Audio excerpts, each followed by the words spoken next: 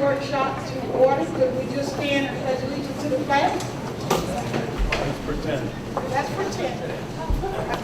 Pledge allegiance to the flag of the United States of America and to the republic for which it stands, one nation, under God, indivisible, with liberty and justice for all.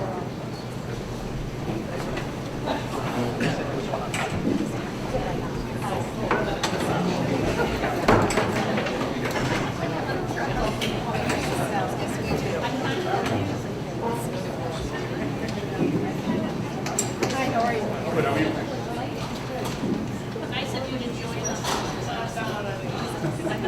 And that's some materials to give letters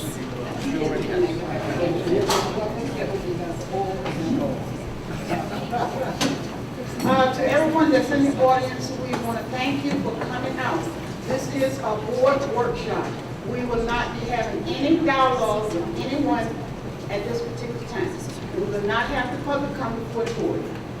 We will have that part of our meeting when we start at 7:30. Okay? Thank you. Okay, we're going to open it up with the overall budget discussion with Dr. Sapp. Thank you very much. Tonight's the first part of it is to talk about in depth the budget status, and we have some news. So, the good news. So we have we have a handout. It's really tough to hear. It's really difficult to hear. There's two handouts coming around. One, there was a request looking at some salaries for administrators, and that's coming around right now. And another thing you're going to get is the current recommendations we have for the board to consider regarding the reductions in the budget. Let me know when you don't get that.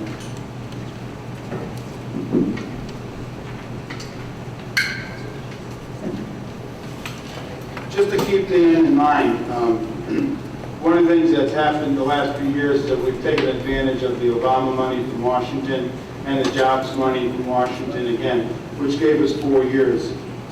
We didn't have to do the reductions, particularly in our teacher-student ratio at that time. We reduced other areas.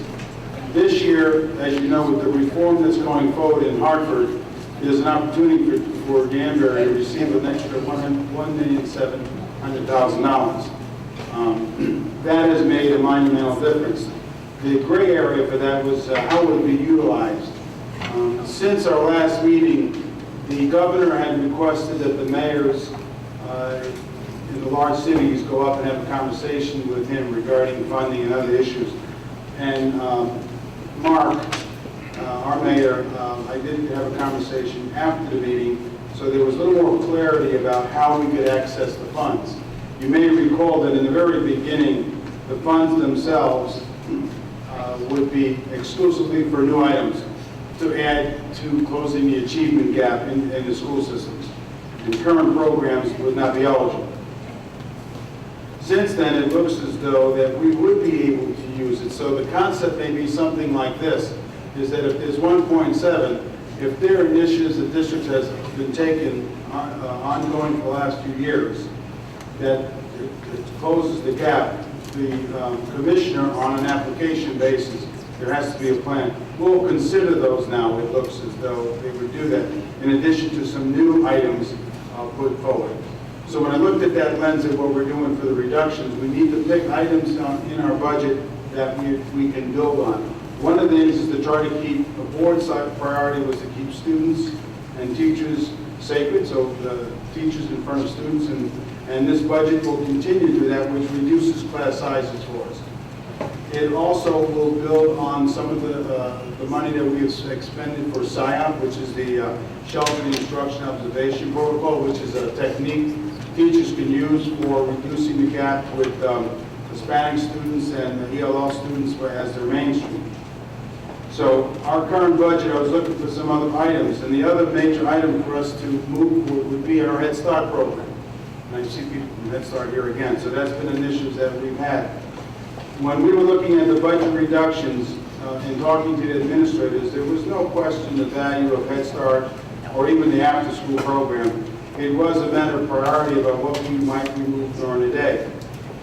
Well, with the new budget proposal, when we put into play the possibility of having full-day kindergarten over a 3-year period at all of our schools, really enhances and extends what we need to do to help us reduce the gap of our students, and this is good for all students. So in 3 years, with that added possibility, it really makes a difference in terms of what we can do. So as I look at how we can deal with programs after school or before school, that needs to go into our thinking. We've had wraparound programs for a number of years. We've extended the day. We've done many things in order to get to full-day kindergarten. Well, this gives us a structured opportunity for all our kids to have it over 3 years, while we build on the things that we do in readiness and Head Start. So it would not make much sense for us, Lisa, as you make your decision on this budget, to put a proposal together that's going to go to the commissioner that has that outside of your context when you request 1.7. So with that in mind, what am I saying? Here's what I'm saying, that I think we need to look at Head Start in a different venue. And here's how I think we could do it. If you look at the sheet I gave you, the major difference, if you look at Cigna, I need to thank Ed publicly here. He has been working tremendously on trying to bring that number down. You may recall the original number that we had for Cigna, our insurance, was somewhere in the vicinity of 12%. At the last conversation I had with you, we were down to, I think, 5%. Currently, as of this morning at 11:30, after Ed had talked to them a few times, it looks as though the budget that we will need is about 1.64%. Is that correct, Ed? Yes, 1.6. All right, well, who's counting, right? 14, but that gives us an added, $770,000. Now, the reason why they sharpen their pencils is, one, he's a good negotiator. Number two, we put out to bid 2 areas for our, there's now a state system, and there is also Blue Cross Blue Shield. And I think they being Cigna know that we were competing, and some years back we did change from Cigna to Blue Cross at one time, then we went from Blue Cross to Cigna. And I think they value our business because this has allowed them to have more business in the area, a presence as they call it. So with that, they came back with quite a number. So that number of $770,000 really makes a difference on our bottom line. In addition, retirees. At one time, we didn't even know we'd have 5. Right now, it looks like we're going to have 10. So as you know, we do our replacements. We use a number. Does it always come out one-to-one? No, but it's an average of about $40,000 of savings per person. So you add that on from 5 to 10, that adds quite a bit more money. So if you look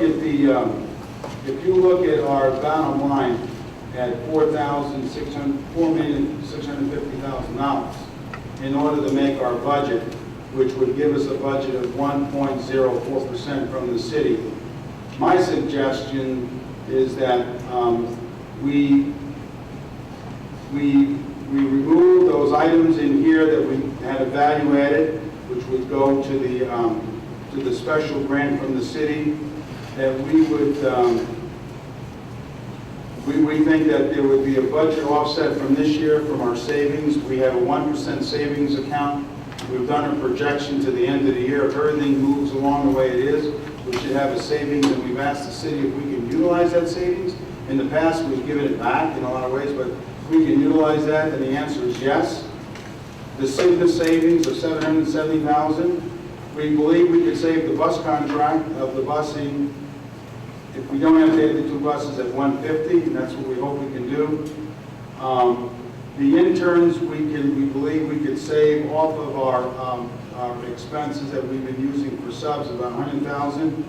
The computer lease, that is the money we have in here to lease. The city has indicated to us that they'd be willing to fund a bond to do that, provided they do that. We do not need to put the 160 in there. The big difference here is that we talked about Head Start. What I'd like you to do is look at this second page here. And this is a page of the cuts. And on there, if you turn to the last page, it's in green. It looks like at the last page it's in green. It says update the readiness classes, and it says reduction to Head Start. Our initial proposal, as I indicated, was $195 because of the context of taking so much away from the school, and look at a system of phasing out while we find some way of keeping the program. I know it sounds like we're talking out of both sides of our mouths, but here's what I mean. Is over the next 2 to 5 years, I think we can transition from, we give about $585,000 to a new model of funding, some local contribution with new grants to minimize the impact of the budget. Jim has indicated that over the next few years, we could look at trying to increase the amount of money we had that we come out of our operational budget. Being that we're able to get that added money from the insurance company, being that we have that many more folks that are retiring, I suggest that the cut to Head Start only be at $50,000. In addition, I have removed the pay to participate across the board because of, in my view, the problems in collecting and the equity and all that. I don't believe that we need to do it. This still maintains the teacher ratio when we applied for the $1.7 million. And as you know, the thing that I was skeptical about, and I appreciate the mayor publicly saying is, that if in fact there's an issue with the 1.7, that the city would assist us in making us whole. That is a big insurance policy we did not know, 4 weeks ago. When you put all that together, working collaboratively, I think we could meet our budget obligations by making these cuts and still keeping our programs whole. The beauty of this is we get to 1.7 and we start building on our SIOP, the readiness program, the Head Start program, with the full-day kindergarten and some increasing bilingual programs, doubling bilingual programs, and some of our regular programs in high school. We're going to start really impacting our instructional gap that the money is set aside to do. So before I end, I hope I didn't confuse you very much, but it looks as though the added money from Cigna, we've been able to reinstitute the Head Start, and instead of phasing Head Start out, we phase into try to mutually look for grants so that we can keep that program whole, because I think the commission will be looking for that for us to build on. I think we should then leave the pay to participate out of the cuts, because we have ample money to handle the 50. So Bill and Ed, do you have anything to add to that? No. No? No. Oh, okay. Bill? No? Bookends? Okay. With that, I'll turn it over to either our chairman of the finance or over to Gladys. At this time, does any board members have any questions that they want to have answered at this particular time? Mr. Janelle?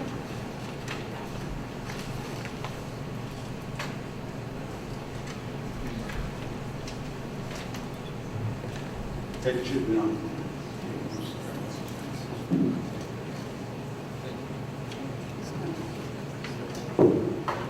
Thank you.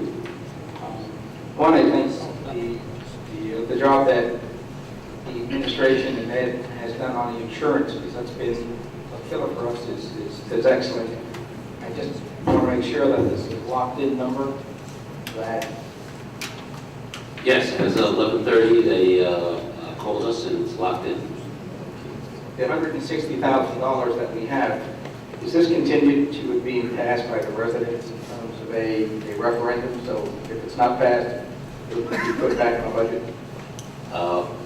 We don't know if they're going to go to referendum. It's, remember, it's a 6-year plan, and they were figuring on a ladder of about $500,000 a year. Say he was going to bond it for us? I think so, yes. Great. The other question I have, what is the acronym SIOP? I've been struggling with that. I missed it before. The SHOP, SIOP? Right. Sheltered Instruction Observation Protocol. That's a SIOP, that's a professional development model that teaches in here. It's one that we've been working on the last 3 or 4 years with our teachers. Okay. Although we escaped this year, which I'm very grateful for, as opposed to looking for having to do with cuts that we had proposed as of the last couple of meetings. As I said before, year after year, we sit here, we do the same thing. This is probably one of the better years that we've had in the last 5 years in terms of mitigating the cuts that aren't really laying off people, doing away with programs.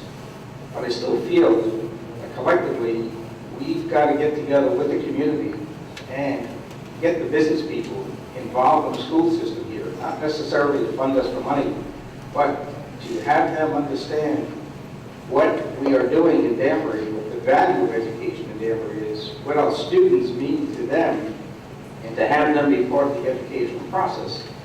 As well as, and I know this year, the administration, we're working closer with the council people, with the mayor and his office, but we need them as well to be part of some of the challenges and the solutions we have, because I'm afraid next year that, again, we know the insurance companies, they want to salvage something this year, but next year may be back with the same 10% gain that we negotiate.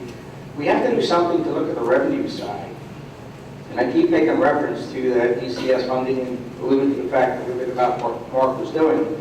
But I think we have to continue to look in that vein, so we can look at the revenue side and see what we can do to make sure there's money coming in and not always continuing to cut. Once we continue to cut, you're going to get to a point of diminishing returns. And so that's what I'm concerned about, I think, for later discussion or maybe part of community relations. We should look to get together with the different stakeholders in the city to try to make our educational system stronger and to make them more aware of the challenges that we're faced with each year. So I want to thank you for the efforts and the good work that you've done. Thank you. Mr. Tagasay. Looking at the statement here of the supplementing future aid to Head Start by grants, are those grants available, or is this pie in the sky? I'm just thinking that, okay, luckily and basically through your skill, you were able to get this insurance thing, but as Mr. Gianelli said, okay, so we may get by the funding thing this time because of that, but it just looks to me like we're going to be in the same, we may be in the same situation again next year. So I don't know. Is there enough funding to keep the program going? Well, I think. On grants. I don't know the answer to that, but let me tell you what I do know. I think this board needs to come around their own philosophical view about the importance of our programming beyond the norm today. What I am saying to you is that if you have access to $1.7 million and we were to remove this program from our programming requirements, you would not access the 1.7 because it is a major strategy to close the achievement gap. The reason why I'm saying that, as we apply for grants to make us eligible, we received the Nellie Mae grant, right or wrong and indifferent, because there are things that are going on in Danbury that other communities may be interested across the board. We were eligible for $300,000. We've been told that we might be able to get it, close to $900,000. there's grants out there, it just puts us in the light that we are doing these things. Therefore, it makes us much more attractive to receive grants, number one. Number two, just operationally, if in fact the reform moves forward from the governor's office, if it goes forward, there's been a negotiations done. There's added seats for readiness programs. It says that for the 15 schools, you know, there's a co-op of schools, network of schools that are needy, and we're part of that. There's actually 20. 15 of them may qualify for more readiness seats. In addition to the seats that were in the original proposal, it looks like there's going to be more seats available because of the interest of the legislators and the governor to have early, universal preschool for all students. The cutoff is that you have a 40% free and reduced lunch count. Well, 4 years ago, we didn't qualify, but guess what? We now qualify. So now we have the possibility of accessing 2 or 3 more classrooms. Well, if I start buttressing that up to Head Start, we start decreasing the amount of money we have to 550, while we keep adding the number of kids to post-achievement. So it is in a way a crapshoot, but it is it's a mosaic that you've got to put it together. So there's money out there. Ann is here. Where's Ann Mead? Ann, you look all the time while you're mining for grants, and there's money, but they look at us in ways that makes it attractive for them to come to us, does it not? So Bob, I guess it's a goal. It doesn't say concretely that we can do it, but it's our goal that we should try to actively get grants to keep the program, grow the program. In light of a full-day kindergarten, we'll be able to do something. That's all I'm saying. Okay, I just, what I want to make it clear that I'm more for continuing the program. What my question was getting at is, okay, we're settling it here to prevent this stupid problem in the future, that's all. I'm all for it. I think people know that I really believe it's so important to have the early education program in Head Start. But it's just a question of, I was just wondering, okay, we're solving it now, but will this come up again in the future? I hope not, because like I said, I hope what you're saying, Dr. Sal, works out. Well, there's a line in the sand here. If we put in a conditional grant to close the achievement gap, which, by the way, I know the governor's it's a 5-year grant. I know he's got a re-election. You can't turn around and just say, I'm going to remove that. Now, you're making a commitment to this. That's why I say there needs to be a philosophical discussion. And the board says, Sal, keep teachers in classrooms. We've done that. Keep Head Start. We need to do that. That's a decision you all have to make. We all know the importance. I'm saying we have an opportunity we didn't know we had 4 weeks ago, and we have some money that we can put into here while we mine the other thing. Jim is out here. Do you think we have a chance to get some grants to help us? If you don't mind me asking the question, I thought, go ahead, Jim.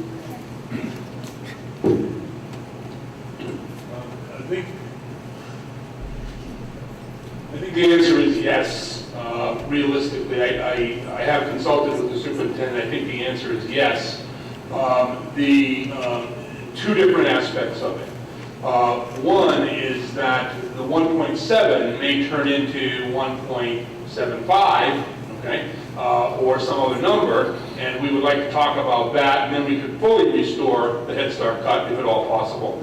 The legislation is still being worked on, and there are Head Start proponents at the Capitol who are trying to make sure the legislation works well with Head Start, okay? Now, that's item number 1. So I think there's some possibility there, yes. Okay. Item number 2 is specifically what the superintendent referred to, which is the school readiness program. The governor proposed 500. The last I heard, the legislature was looking at about 900. Now, that number isn't fixed because the bill isn't resolved yet, but they're looking at more. If there were more school readiness slots that were available, that certainly would help. I want to be very careful about this, though. There's a big difference between school readiness and Head Start, okay? School readiness is the education component. Head Start is the education component and the family development component, right?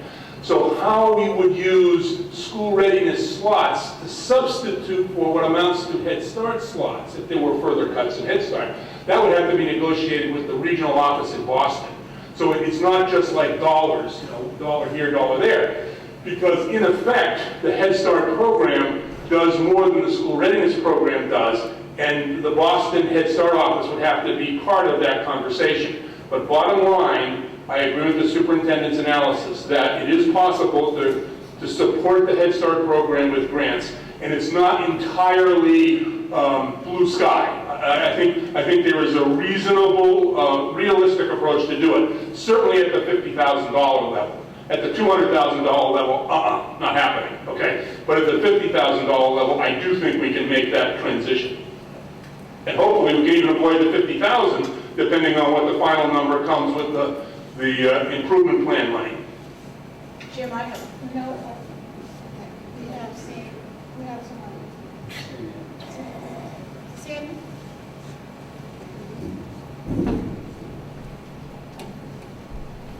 I have some difficulties with this, only because I don't think we can look at this and look at the rest of our schools and say that this is a perfect world. In a perfect world, we love to fund all the programs. I think if we don't have some sort of plan in place for Head Start to be more self-sufficient, it will continue to use our local funds. That takes away for funding also for our K through 12. Now, we have middle schoolers who have multiple study halls. We have high schoolers that have multiple study halls. We have not very good technology. We have lots and lots of things where we need to focus as well. And I think that federal and state has said that, you know, it's a federally and state funded program, and we need to work and coincide with you. I think it's a wonderful program. I think it's terrific, and as I said, in a perfect world, I think it would be great. But I think that we're also neglecting the rest of our student body, the 10,600 students that we have.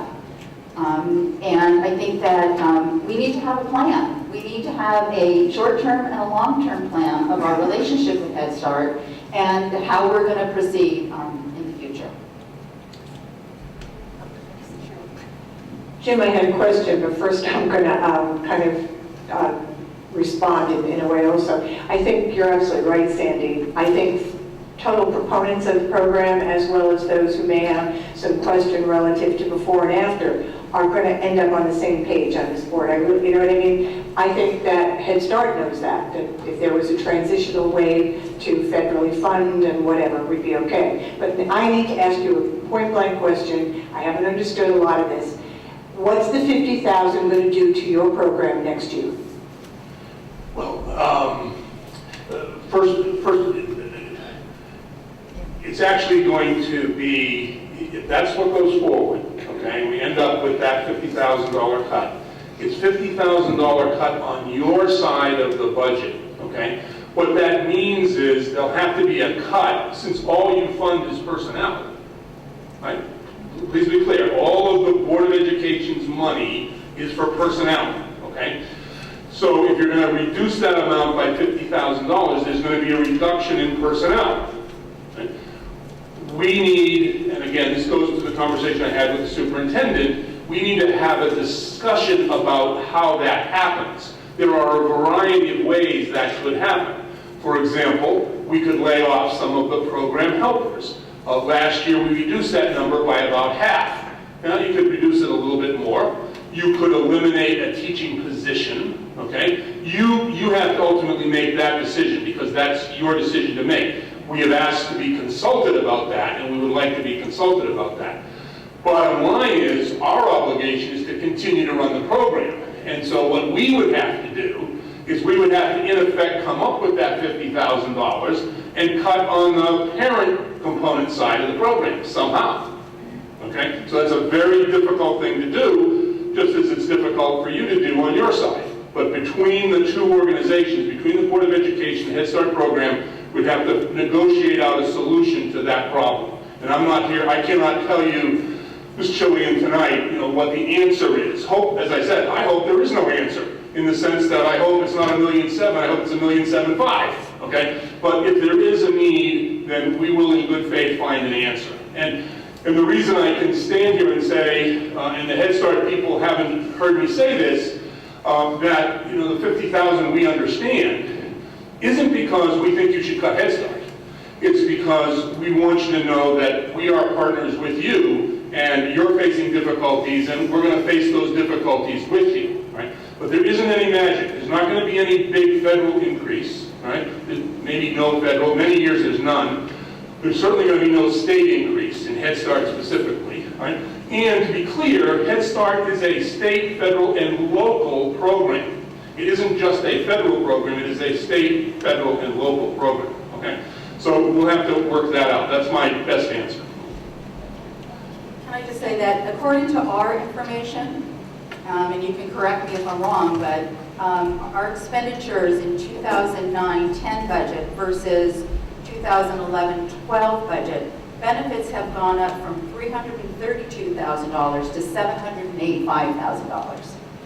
Humongous. I can't say yes or no because that's not under our control. That's under your control. Those are your increases, your budget approvals, your fringe benefit approvals, So etc. then it's our local decision, it's our decision collectively. Well, when you approve contracts, that's what you're doing.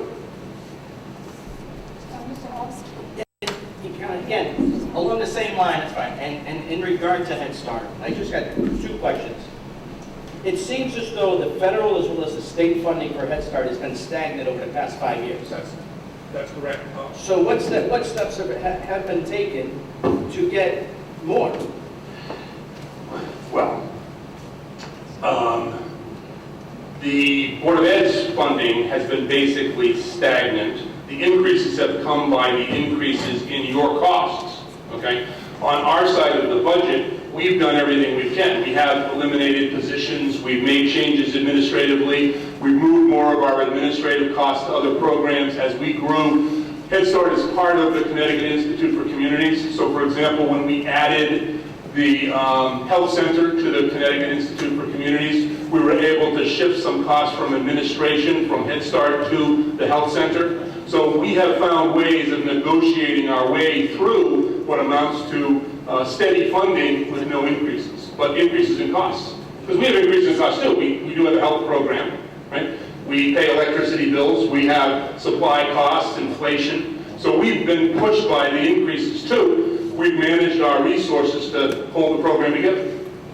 And as a federally funded, federally, state, and local funded program, I mean, a question that I get proposed is that why is my kindergarten child have 22 children per class, yet Head Start is mandated at 10 per instructor, per you know? Yeah, Head Start is mandated at 10 children per staff person. The answer is age difference. Early Head Start is mandated 1 staff person for 4 kids because you can't take care of 10 kids in diapers that need to be bottle fed or breastfed or other things going on. So it's a state licensing, okay? State licensing is 1 adult for 4 kids in early Head Start. Now the Board of Ed doesn't put any money into early Head Start. You make space available, we're very grateful, but that's not part of the budget discussion. At Head Start, the state requirement is 1 adult per 10 kids. And that's true, by the way, not just for Head Start. That's true for all early preschool programs. So the school readiness program, private daycare centers, etc. It's 1 to 10. And it's because of the age of the children and how much attention children younger need. Can any adjustment be made to that number, possibly 1 to 12?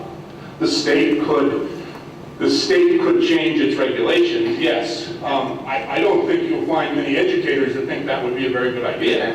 Right. Okay.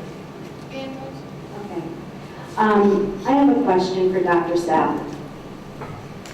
You handed this long sheet of legal-size paper, and you talked about the elimination of full-day kindergarten programming, and the history was last year you cut all of your paraprofessionals.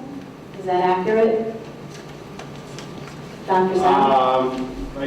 What this is the history when we cut the aides. I don't know if it was last year or the year before. Okay. It was 2 years ago. It was in the summer of 2010, and there were a couple that were excluded, for example, at magnet school, but for the most part, that's right. And can you tell me how many staff members were cut from the kindergarten classrooms? I want to say the number was about 16, but I haven't looked at it in 2 years, so I'm not. Okay, so 16 people were cut 2 years ago. Correct? I'm sorry, if it's 16, I'm not sure. Okay, so just my question is, the money that we're saving from Cigna, what was your thinking process when you decided to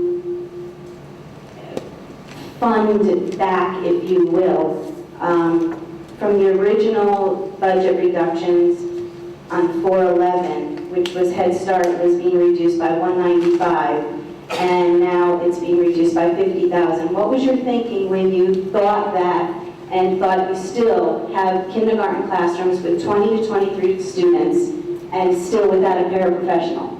Why did you choose that and not putting some paraprofessionals back into your kindergarten classrooms? Just want to know why you were thinking that. Fair question. This is not done in a vacuum. When the decision was made regarding the kindergarten aides, it was done with the administrators present. The research, and I don't think you're going to get an agreement on the research about keeping teachers versus keeping aides. The difference is put the money in keeping the teachers, not the aides, although the aides are beneficial. So we made the decision a few years ago to reduce the teachers, the aides. The year before, 2 years before, we had 2 literacy individuals. We reduced 1 literacy to begin with. So there's 1 literacy person at the elementary school. 2 years later, when we got into this budget, started the budget lows, we started looking at areas that we were going to have to reduce that were crucial. And that was one of the recommendations before the board. The recommendation was either we reduce full-day kindergarten to half-time, everyone, and keep the aides, or we go the other way. We decided to keep the full-day kindergarten and reduce the aides. When I made the decision, when we started talking about the before and after school stuff, I met with the administrators, and we talked about their program in terms of where we would have to look at possible reductions. Their feeling at that time was that if, in fact, we're going to have to further reduce our elementary resources, further reduce. You got to remember, the part-time, the aides were not part of the discussion at this point. Then we really have to, we're really concerned about the value added that Head Start gives us versus us having to go back to maybe half-day kindergarten, universal half-day kindergarten, maybe reducing some of our instructional aides, literacy people, some of our math people. We didn't want to go there. So rather than do that, you saw the recommendation that I put on the table. Since then, since the conditional funding mechanism is operationalized by the governor, who says clearly that if you're going to use this funding to add value to our program to close the achievement gap, one of the criteria he's going to look at to approve the $1.7 million is class size reduction, which would be the added people that we have in there for the enrollment. Secondly, to build on to our gap closing activities of preschool. So therefore, our interventions of preschool and full-day kindergarten. We do not have full-day kindergarten. So now we have a plan for full-day kindergarten. It builds on our readiness program, and it builds on our early Head Start. It just made sense to me that to put us in the best position to do what's right for our kids, we ought to move down that direction. Okay. That's the only way, the way I see it. So then closing the achievement gap, and you said reducing class size, would not an aide in a classroom, in a kindergarten classroom, reduce class size, thus closing the achievement gap? You know what? Yes and no. We got to remember now, when we had an aide in the classroom, it typically was these were good people who were very good. A lot of them were teachers. There was always a main teacher in there and an aide, so it was 2 with the 20 kids or 22 students. So it didn't reduce size, it just reduced the dependency on the teacher. Those of you who teach kindergarten know, to do all that other stuff, which was valuable. Of course it is. Yeah, I understand. But when we looked at the research was explicit and pretty plain that the teacher was, I hate to use this, more important, say more effective than having the aide present. And still, when we presented to the board, we presented 2 options. The option that the the board selected was to reduce the aides, correct, Bill? And I can't remember what ours was. I don't remember if we said keep the teachers. Now, We're looking at another possibility of universal. I can't hear you. Universal half-day K was not the other options. Okay. So I don't think it reduced the size, it just reduces the kind of dependency. Plus, the full-day kindergarten, the aides were in there between teachers. They weren't exclusively for the for each kindergarten. The other things that wasn't in here was the option of going to full-day kindergarten in the whole district. If we have an opportunity to put a program together that's going to have full-day kindergarten, I didn't even remotely think that was possible a few years ago when we made that recommendation. So I think this, for me, the best of both worlds to be, and that was my rationale. And the research you're quoting, do you remember where that came from? No, I gotta believe it's the star work that's done. I'd have to find it. I'm sure you can Google it for me somewhere and find that. It kind of is almost counterintuitive in terms of my experiences, where we had aides and we had full-day kindergarten, but the actual research says the teachers are much more effective than having aides. If you have a chance to add aides or teachers, add the teachers. I'm not saying they're not useful or helpful by any means, but they are. Two board meetings ago, I guess I can address this to Ed and Joe if you don't mind. Two board meetings ago, again, we're looking to transition to full-day kindergarten within a 3-year period.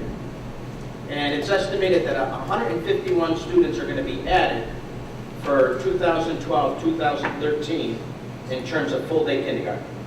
It's going to be, if you took March 1st numbers, it's 165. So now 165. Correct, March 1st numbers. And that is all budgeted and salaried and expensed within this existing budget. Correct. Well, it's the 1.7 item. So it's tied into the 1.7? Correct. Okay.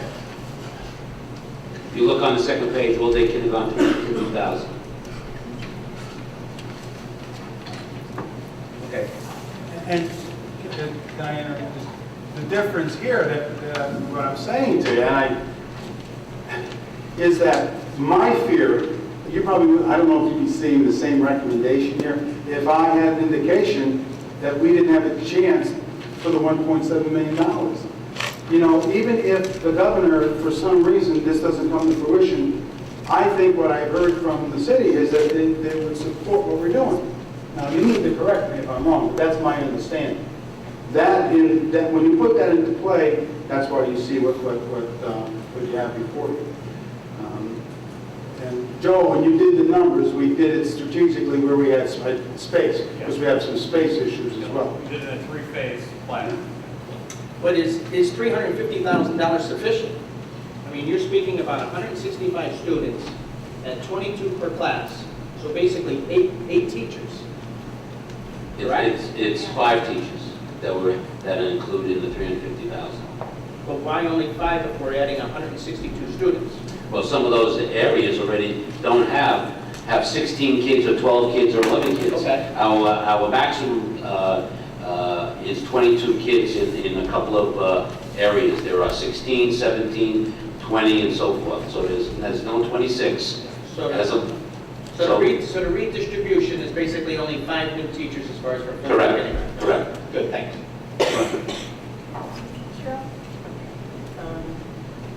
Two things, totally switching.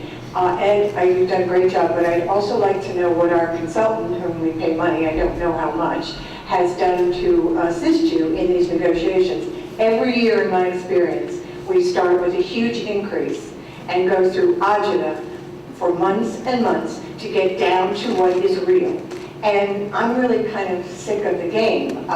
If we have to play it, we have to play it. But I don't want to name our consultant because he's a really good guy. But I mean, what kind of assistance did you get for our dollars? We both worked hard. We've been in constant contact. He's the only one besides my wife has my cell number. I don't give that out. So, no, we've been in constant contact. We met with probably Cigna 5 times in my office. Also, again, We've had the state down once for 4 hours, and we went out to bid with Blue Cross.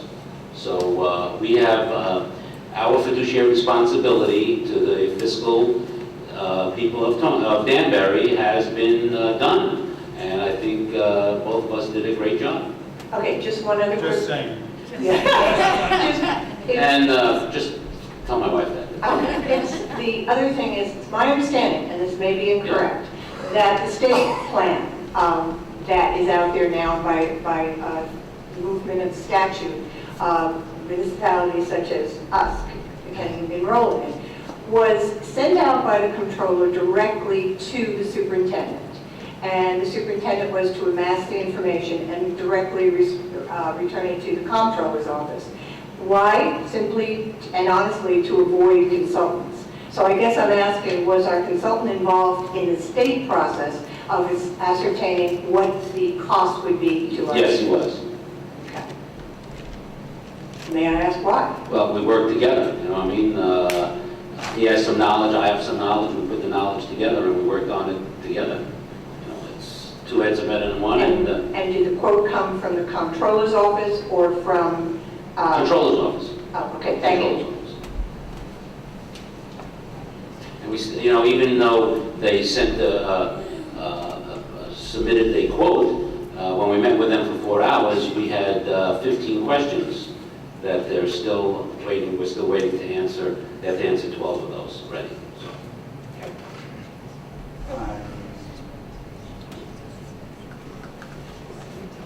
You should just. Got it.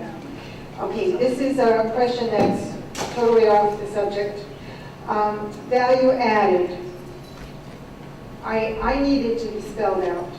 I mean, I had a list of all the things that were going to be cut. So, but my list added up to 776,000, and we're doing 690. Can you tell me what is in that value added?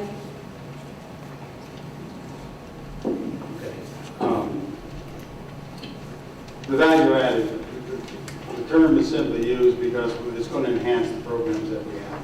What you see on the second page right here is that we want to move forward. What I've asked Dr. Glass to do is to develop a detailed plan that would encompass all of that 1.7 million, plus some other program that we're looking at. So it's hard for me to, you know, it's not, it just won't come down exact, what's exact in terms of the budget space would be what's on the front page in terms of reduction to get down to the 4.6. If you turn the page, we know all-day kindergarten will be roughly around 350. Now, I may hire a teacher for more or less, I don't know. Someone may take an insurance policy where someone doesn't. So that's just a ballpark number. The interns, we know because it's with the university that we pay that money. The full-time teachers at 560. All right, no, I actually understand the second page. Right. I guess what I'm confused about is, remember that list where we were going to put in back the half-time nurse? That value-added list? It's not on this, it's not in anything. It's one of the things I was given, weeks and weeks ago. You know what I'm talking about? Yeah, oh yeah. And the list, and the Right. title is value-added. Correct. And we have, The things that were added on that yeah, the value gifted added. and talented, the textbooks, Correct. the nerd, are those in or out? That's what I want to know. Right, those are out. Well, they're not, they're out. They're out. Right. The things that are in is what Dr. Glass has talked about, school improvement. All right, so we don't have the part-time nurse. Correct. Well, that part-time nurse, we are working with our Medicaid funding with IEP Direct that will be able to probably fund that under Medicaid. And what about the custodian? Custodian's out. The director of the Reinstitute, the tech coordinator is out. District-wide power school is out. The curriculum development is out. And those, some of those are in the 1.7. The staff development is out, but some of that is in the 1.7. Gifted and talented is in the budget of 15.9. Textbooks are out. Okay, so, So maybe I need to update that list. Yes. I'm sorry, now I know what you mean. I I'm Yeah, sorry. because Yeah, now I I didn't- know. I So didn't- we'll We'll just update that, no I'll problem. update that for you. I got you now. Okay. I misunderstood. We've been culling this thing so many times, I apologize. No. I just want to answer something to the board. You just said something about the nurse. We do have funds in the district that we collect in certain areas, so we're able to move some funds over. So we need the nurse, we have the nurse in, but we'll update some of this other stuff, okay? So, thank you. Mr. Fortenbaugh? Dr. Sell. Yeah. I read a column in this Sunday's paper by one of these people who covers the Capitol, who said something to the effect that SB 24 is in the coffin ready to hit the liquid. You heard anything to that effect? I was at a requiem myself. I think what you hear is a lot of filibustering going on from both sides. As recent as yesterday, the governor spoke yesterday at a group where he's indicated, how he feels about the budget, the reform. I also have a sheet of paper to give you during a regular board meeting about the updating, the differences between the two. I don't think it's dead. I think that I said that there is no question Connecticut is at a tipping point. We have the largest gap, achievement gap. Something's going to happen. The belief of it's not going to happen the way the governor has laid out the blueprint, and it's not going to happen the way I think the legislators have laid out the blueprint. I just wrote our legislators yesterday with a proposal that's kind of moderate, saying when you look at these things, look at these items as you negotiate. It will be a negotiated budget going forward. The fly in the ointment has been the 10-year stuff, and not so much the budget stuff, the budgeting stuff, but it's been the 10-year and certification that they need to come around. And the authority of the commissioner on turning around the district and the lowest schools, not school districts in the state, but the lowest 15 schools in the district. Some in the state, something's going to happen. So I don't think the nails are being hammered in there. I think it'll be a transparent coffin, but parts of it will die, parts of it will live, and parts of it will go to a horse to build a camel. It'll go to a committee. Is what's going to happen. Okay, so, but you think the 1.7 is fairly safe for a good portion of it? Because to answer your original question, I do see a couple of city guys over here, that the mayor was guaranteed 1.7, but I think that's assuming we came up a little short, maybe got 1.4. Well, I don't want to assume anything. I can't assume it. I think that's my worry. And I think that Mark has stepped to the table and said, you know what? First of all, our budget from the city indicates it's $1.3 million. Okay. Well, if you stop back and look at it, it's $900,000 of new money. It's about $300,000 of, remember that the fund in the district that we have, that the orders said that needs to be expended, really is, it sits on the city side. That's $200,000 they're permitting us to use. He's also not charging us for the mowing of the lawns and stuff that we did. That's $300,000 more. We'll also have $400,000 that if we're mindful of how we spend money to go to a 1% account where we can add to. That's 1.9. I think the city they're helping us. And I hear Dick, and he's right. But I think we all are dealing within this grandiose puzzle to make it work. So we're moving forward with good momentum. Then the mayor says, look, you know what? And I heard him say, you guys were there, if this doesn't come to fruition, I'll make you whole. He went up to the governor's office last Friday, and when he called and said, I met with him. We're going to have to go up and meet with the commissioner, to Sandy's point, because I think it is relevant here in terms of how do you take care when you have, you don't know what's going to happen with before school and expending the money, that in order for us to get the conditional funding, which he believes will be there, now this is the governor telling the cities, he believes it's going to be there, you got to do A, B, and C. That's why we need to modify the conditional funding. So when we put that all in I think the mayor is committed to helping us get to full-day kindergarten, keeping class sizes down, keeping Head Start whole, doing the things that we need to do. So I think that's the best thing I can answer for. I don't know any other way to say it. Thank you.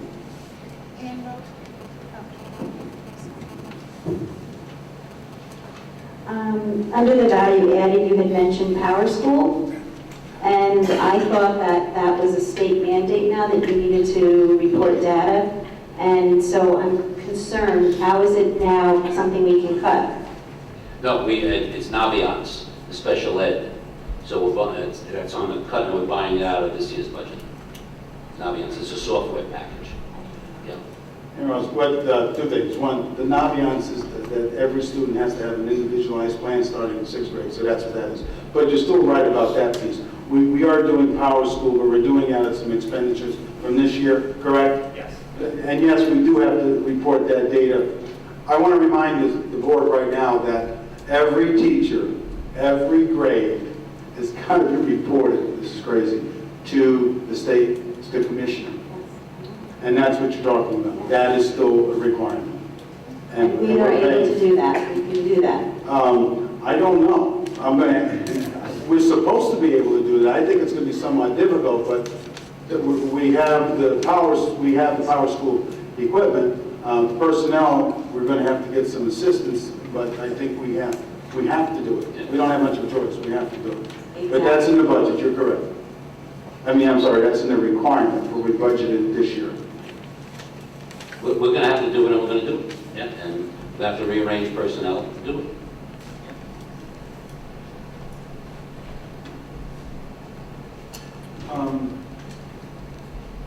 You know, things like, you know, where does money come from? When you start this budget process, as Shirley said, you know, we put 12% in, it's a guesstimate on that, and then you keep working at it. One year it went up, it went the other way. That scared me, but it did go the other way. You have grants that we pay for. We have to have in-kind contributions, and sometimes we will have personnel in there. Now, those grants, side of it is funded by the feds or the state. Then there's money in there from benefits sometimes that we don't have to expend because we save this. So that goes into the general fund. That's how we start accruing more money as we go through the budget. Sometimes we expend more. You may recall when we had the early retirement, we anticipated the people all taking full benefits, but we were amazed that only half of them needed full-time benefits. So we saved all that money. We were able to purchase that year. I think there were books and things that we couldn't buy. We bought with that money. So things happen. Sometimes they happen the other way, but that's how things come about sometimes. You know. Sam? So I have just a general question about budget, how the budget works. In the budget, does it reflect positions that haven't been filled? And if so, how many? And does that include benefits in those numbers also? Do you anticipate? In which ones? The retirement? The retirement, we just figure out that their salaries because they've all taken benefits. So we're just moving over. Now we may hire somebody who has only a single, so we save some money on the side, but we don't know that now. So we leave the benefits in as it is now. We just move out the salary. So for example, like teaching positions, like if you have, 300 teaching positions and you only have 250, is that reflected in the budget that you have those, do you know what I'm asking, those positions in the budget, and if so, do they help? If there are classroom teaching positions, those are presumably all full right now, either with a long-term sub because someone's out on leave, so we anticipate them coming back, or by a current employee. So all of those move forward in the budget when we talk about moving everything forward, and then we have allotted a certain number of positions to accommodate the enrollment increase for next year. So those pieces are all firmly in the budget. Positions that are otherwise unfilled, I'm hard-pressed to think of any right now. Other kinds of positions, the easiest one that comes to mind are the classroom people, because if they're either there or they're not there. So, but that's the most obvious example. Mr. Janelle? And the savings that you negotiated for the health insurance, does that transfer or help the city in any way? I understand the city with Sigma as well. Are they able to get a benefit or negotiate or renegotiate? Well, we have a separate plan from the city, so they have to negotiate themselves. Are they aware of the success that you had, so that maybe they would be? We just got it at 11:45 this afternoon, so 2 council members are there, so they... So they'll pass it on? Yes. Thank you. We're always looking to help you guys, you know that. You know, for the board's notice here, there are two things that are outstanding here. We have a bid that I think may be a little bit better than the Sigma. You got to remember that when we switch from one plan A to plan B, whatever it is, the board has the authority to do that, but you have to do a matching, and that is a tremendous amount of work, and you cannot guarantee that they will match. So unless it's a substantial difference, you don't generally, make a transfer into another carrier. We're still waiting for Blue Cross Blue Shield. We may be sitting here and I don't know, they may want your business back and make another offer, but it has to be substantial. So I don't know if that's come in. I've been waiting all day for that one as well. But those are the only 2 variables I can see that we're going to have problems, along with, I think the point is well taken. The 1.7, what if it's not there? And that's what I'm saying to you. It's there with the city assisting us to get there. The other variable would be the bus contract. If for some reason the state of Connecticut doesn't get a waiver, we may have to still move kids across town, so we may have to add a bus. That stuff I don't know. I'm making some assumptions on those things. We're getting more money for magnet schools. Now, the current revenue here reflects the more money, correct? I'm looking at Joe because we just... There's two items. One is the more money that we're receiving at the same rate with more children. The second one is that the governor has put in an extra money to help the districts. So that's again under that is SB 24. So that's all in there. Correct. Just so the board's information, I think the magnet school, as you know, we receive around $3,000 for every one of our students, and we have a contribution from the out of district students with about 150 students, with about $1,800 from each sending district. Then the state reimburses as well, and that's gone up this year from 382 students next year to 423. 432. 401? 32. 432 students. So that increase allowed, we're trying to treat the magnet school the same way with the number of students in classes. And I keep saying, the magnet school has been a resource generating activity for the district in a lot of ways. So, now if the more money gets in there, then that's what this reflects. But that's all part of the reform package. And I think what's going to happen, I think you may hear someone say, we're not moving forward until we negotiate something else. So we might not have a budget in a week or two, even though the session may come to an end. But, sometime before July 1st, we should have a budget for the state, I would hope. Sam,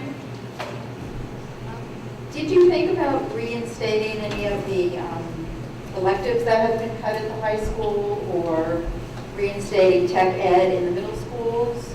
Or did that play a part at all in your decision-making process? The high school one is one that we talked about, Sandy, and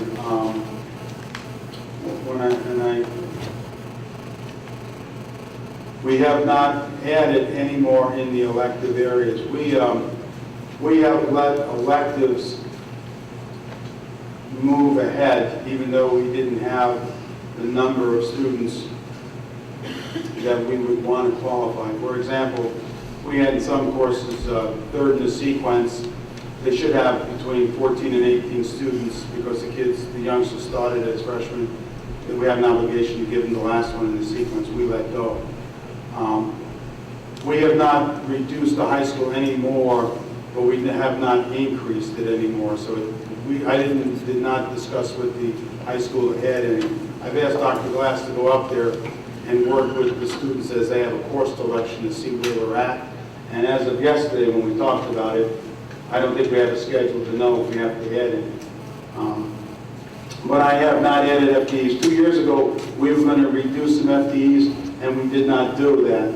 We kept the FTEs at the high school. We are going to add the science because of the lab part. We have the three science teachers in there that we're going to add We're also going to look at redeploying some FTEs out of the way we do our credit recovery so that we can add some sectioning in some of the areas as well. So that's how we're doing some internal stuff. But there are 3 new teachers. Is it 3 for the high school for science? Probably 2 science, 1 ELO. 2 science, 1 EL at the high school. So, Done at the middle school.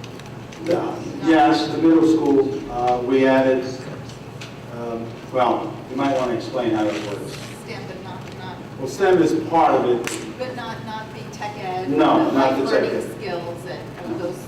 That's correct. We didn't reduce, one of the recommendations, reduce the language, world language, French, we didn't do that. It doesn't, we're not going to do that. But we didn't reinstate the family and consumer science. No, we did not. We did not restate industrial technology. In fact, so the board knows this, we're using that room to the end space that we have to move for the students that have been occupied, but we don't have that in as a recommendation.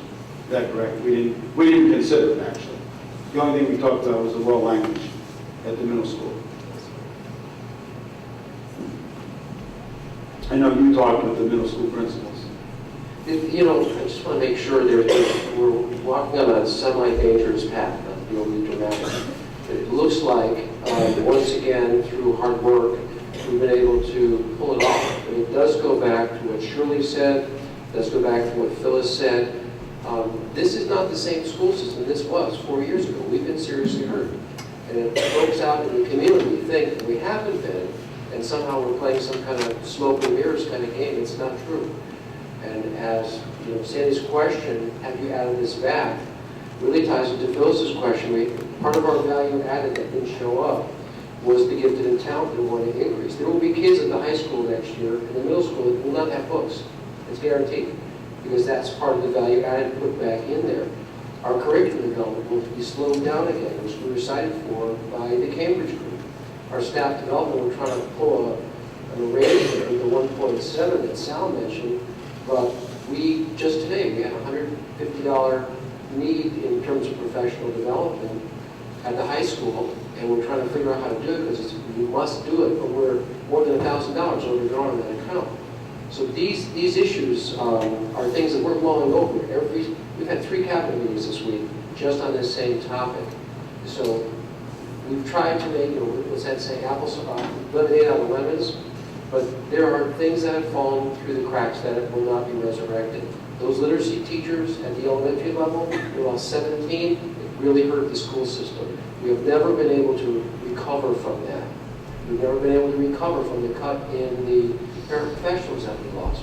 Each time we go down this path, we try to take a very difficult situation and make the best of it that we can, but we are not the same school system we were 4 years ago. Ann Rose. Since Mr. Malone was already addressed, can I ask him a question again? Yes? Is that okay? Okay. Mr. Hawley had asked you a question, and I'm not sure I understood the answer, so I'm going to ask it again, and I apologize if you answered it and, I don't know, just wasn't connecting with me. I understand the Head Start program is a state, federal, and locally funded. I get that. And I also understand different cities contribute different amounts, and different cities receive different amounts of money from the state.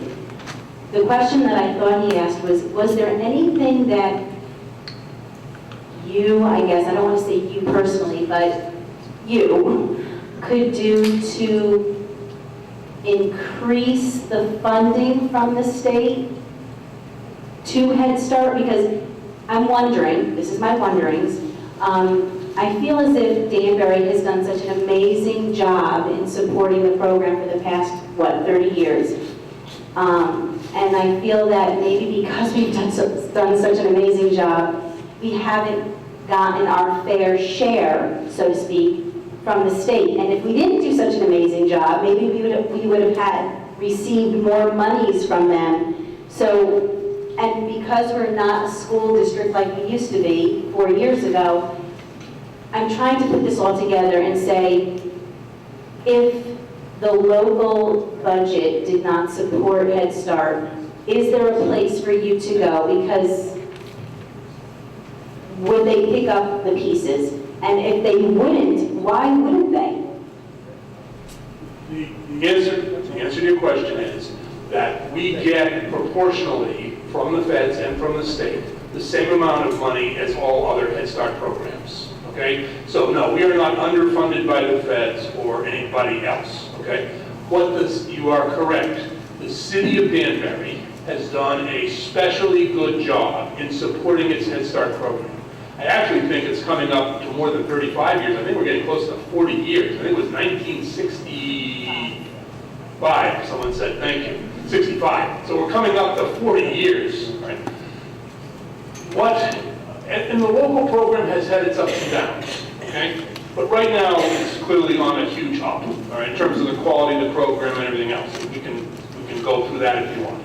But the reason that the difference between a town that really supports Head Start and a town that does not is the amount of resources you can put into the classroom. Okay? You have put those resources into the classroom. That's what produces the results of the kids in the classroom. Okay? A lot of towns try to skate by.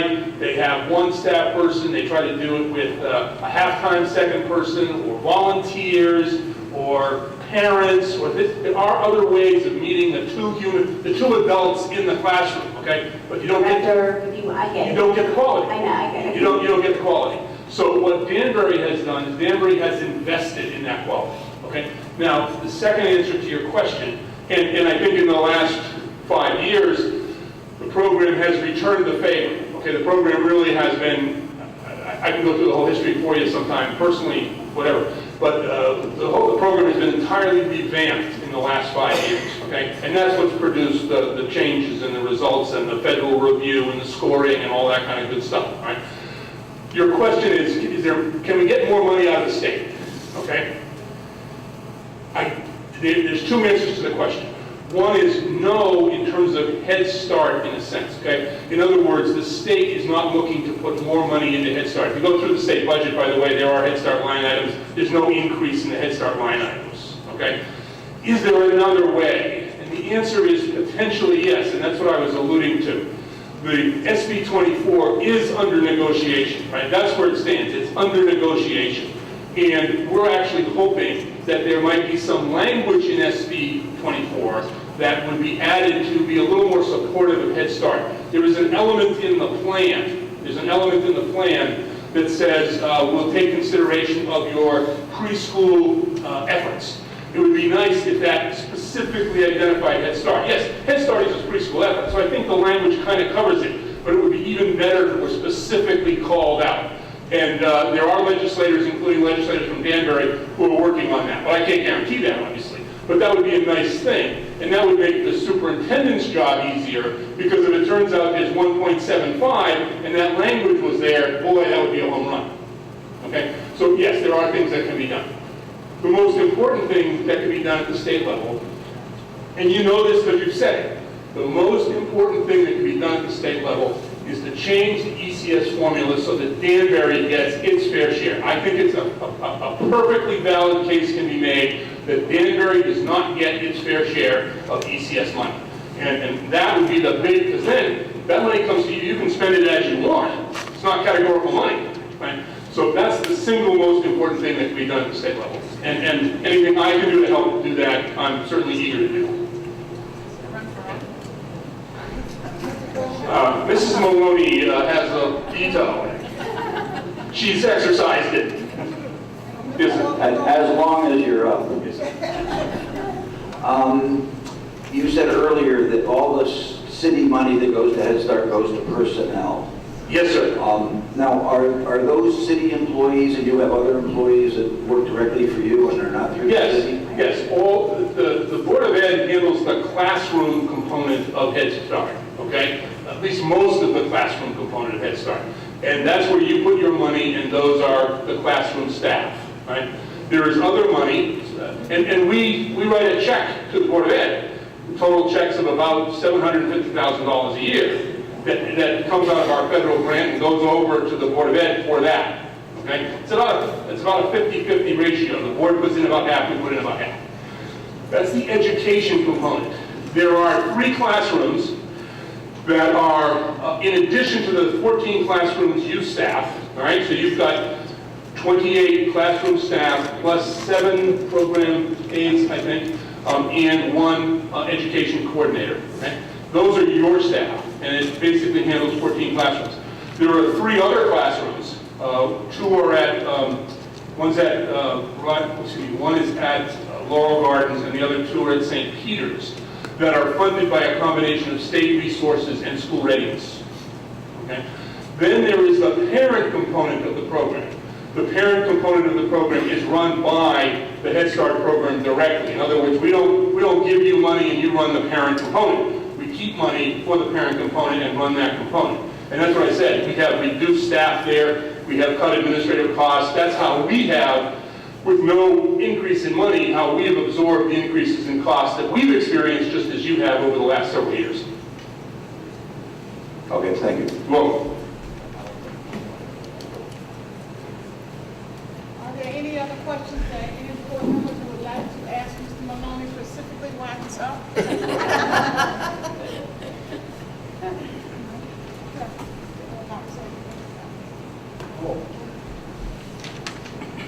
There's all votes. I think that's it. This evening, this is on the agenda for discussion.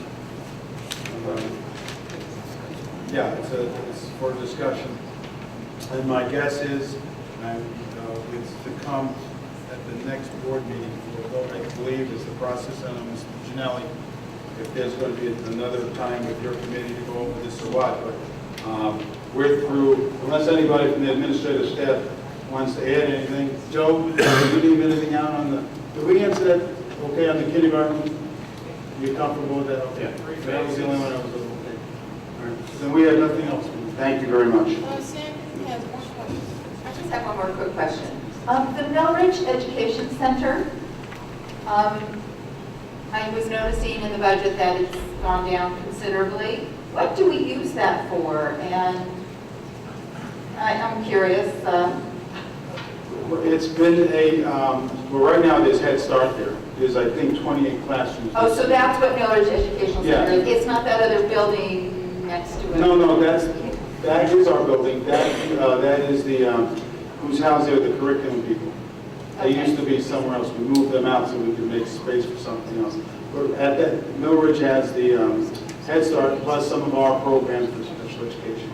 Okay, well, let me ask you this, not for the Head Start program, but for the other building.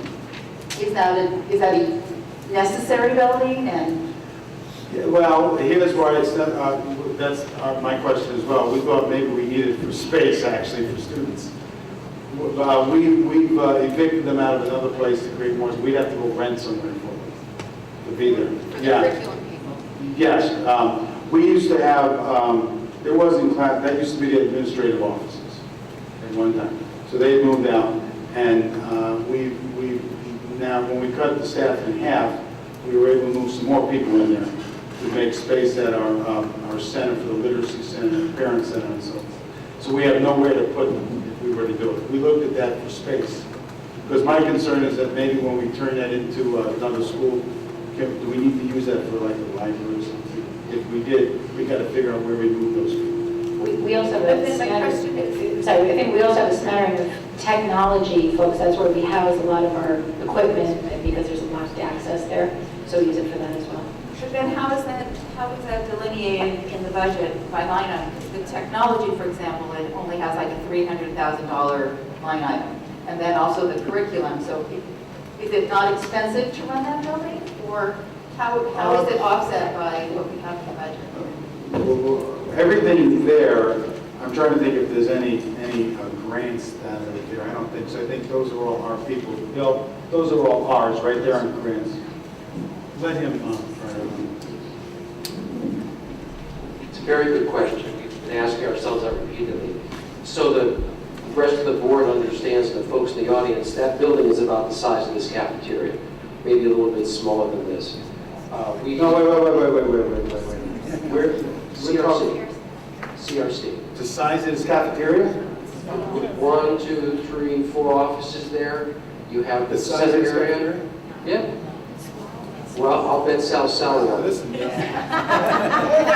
That's not mine, but go ahead. It houses 1, 2, 3, 4 offices, which is a typical office-size office, on one side. On the other side, it houses 1, 2, 3, 4, 5 offices, and then there's a center area that's open for, I think, 4 secretaries and a pool. That's what it houses.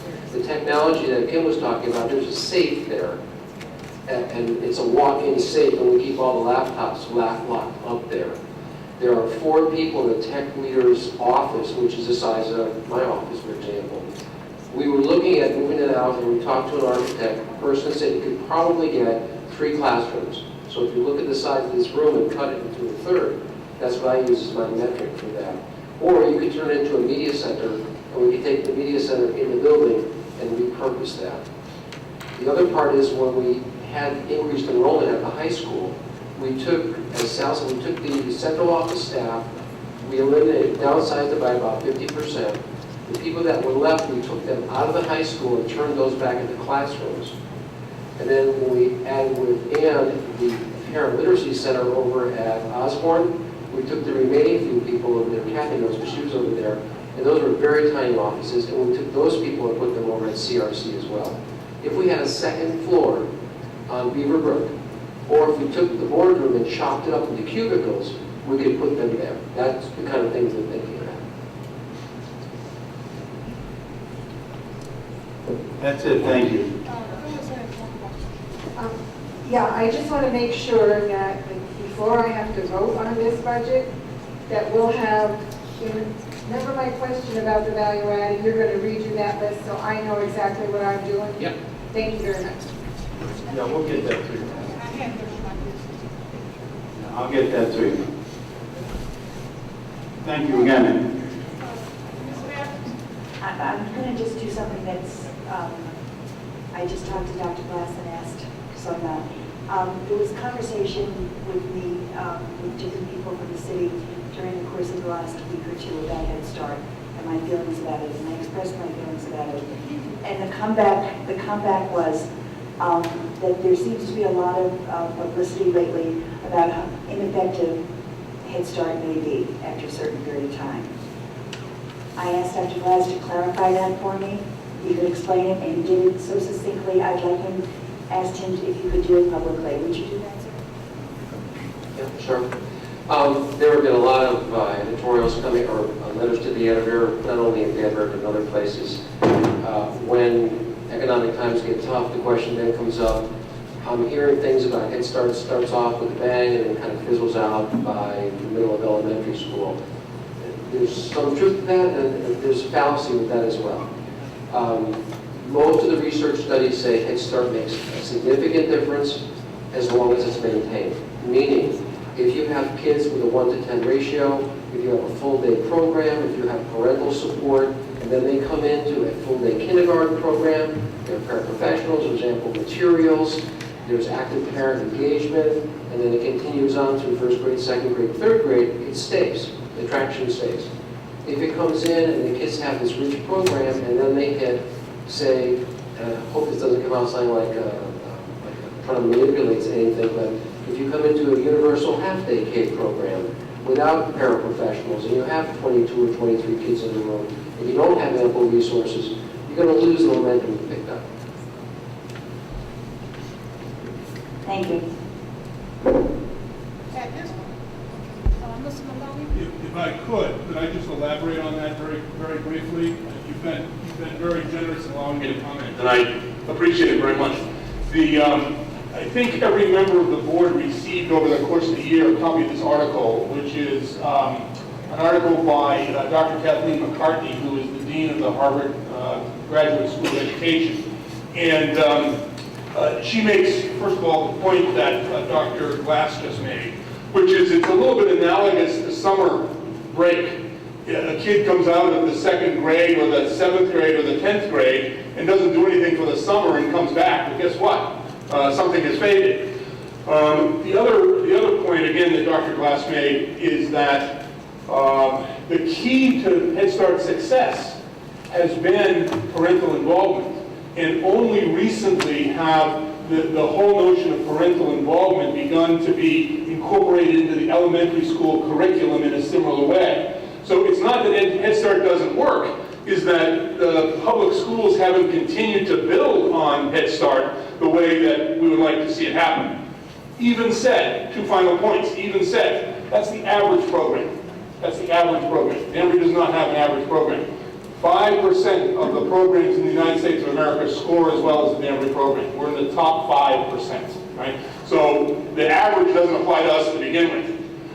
Second point, let me just read this in terms of the ultimate payoff for Head Start. This is with the existing situation, the existing summer fall off, the existing problems of non-continuity. David Deming, professor from the Carnegie Mellon University, conducted a clever evaluation. This is from Dr. McCartney's article. A clever evaluation of Head Start by comparing siblings, one who experienced Head Start and one who did not. So pretty good sample control. Yes, no, all right? His findings show that Head Start children score higher on a measure of young adult success that includes higher high school graduation rates, higher college attendance rates, less idleness, less teen crime, less teen parenthood, and better health status. And the effect is large. In fact, Head Start closes 1/3 of the gap between children from families with median incomes and those with broader quartile incomes. Okay? So not only, yes, it may fade a little bit the way you're talking about in the summer, okay, but it has such a profound effect. It shows up in terms of high school graduation rates, college attendance rates, less crime. So, one of you ladies, please stand up. Stand up. Head Start means stronger schools. That's not a slogan, that's a fact. As Patrick Moynihan, who's a U.S. Senator and a very internationally renowned social scientist, said, we're all entitled to our own opinions, but we're not entitled to our own facts. Okay? Head Start works. Thanks very much. Thank you, Mr. Mr. Maloney, you mentioned parental involvement. Yes, sir. And I go to a number of PTO meetings, and parental involvement seems very low. You seem to be quite good at getting a crowd out. Do you think you could work in some PTO meetings? Organization is always a good thing, sir. But the parental involvement, I'm not an educator, okay? I'm an attorney, okay? So, excuse me, all right? Because I'm now going to go on to waters that aren't my own. But parental involvement is not coming to meetings, okay? Parental involvement is learning how to teach your child at home, how to support what's going on in the classroom, how to work with the teacher. And these are teachable skills. That's what the family advocates from the Head Start program do. That's the difference between Head Start and school readiness and daycare, is the family advocate program teaches parents how to develop their kids. And that's why the effect lasts through high school and into college. Thanks again. Okay. We would like to close this portion of our meeting. We're going to take a few minutes break, and our regular board meeting will start at 7:30. Okay? So we'll be back at the table, so we can adjourn early.